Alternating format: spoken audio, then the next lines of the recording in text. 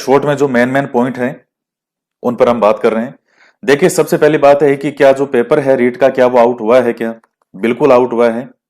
और इसमें कोई डाउट नहीं है, ये सब चीजें क्लियर हो चुकी है। आप भी देख रहे हैं कि पेपर तो आउट हो चुका था। और हालांकि जिस दिन पेपर हुआ था रीट का, उसके नेक्स्ट डे भी न्यूज़पेपर में ये चीज आई थी। जब शुरू में कुछ लोग इसमें आए थे सामने कि पेपर सुबह मॉर्निंग में ही आउट हो गया था। तो या तो अगर उसी दिन ही, जैसे यूपी के अंदर हुआ था कि सुबह पेपर आउट का पता चला और दोपहर तक, शाम तक आते आते वो पेपर कैंसिल करके और दोबारा पेपर भी हो गया वहां। तो या तो उसी समय एक दो दिन के अंदर ही अगर कोई डिसीजन हो जाता तो वो कहीं बेटर होता, लेकिन वो नहीं हुआ। अब हम बात करें कि पेपर आउट हुआ है नहीं हो, तो बिल्कुल हुआ है। और एसओजी ने भी कहा है कि साहब पेपर तो आउट हुआ है। इसके बाद में हम नेक्स्ट बात कर रहे हैं कि इसका क्या समाधान होना चाहिए। तो सबसे पहली बात तो यह है कि देखिए, जहां तक मुझे लगता है इसमें सीबीआई जांच है, यह होना बहुत जरूरी है।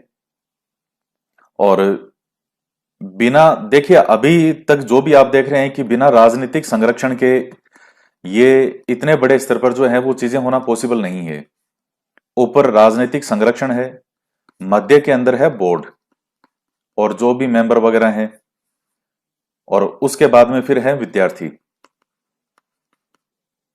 तो बोर्ड के जो अध्यक्ष हैं और जो भी दूसरे सचिव वगैरह हैं या जिनको निलंबित किया गया है, तो बिना राजनीतिक संरक्षण के इतने बड़े स्तर पर यह चीजें संभव नहीं है।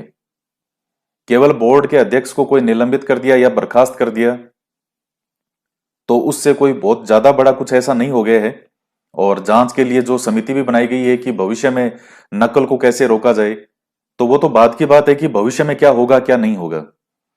अभी वर्तमान की बात कर रहे हैं और सिर्फ रीट की बात कर रहे हैं हम। तो रीट के अंदर बिना राजनीतिक संरक्षण के इतने बड़े चीजें इस स्तर पर नहीं हो सकती। तो मेरा यह मानना है कि इसमें विद्यार्थियों को सबसे ज्यादा जो बल दिया जाना चाहिए वो होना चाहिए सीबीआई जांच का। बाकी पेपर रद्द होना चाहिए कि नहीं होना चाहिए, ये सेकेंडरी पॉइंट होना चाहिए, ना कि फर्स्ट पॉइंट।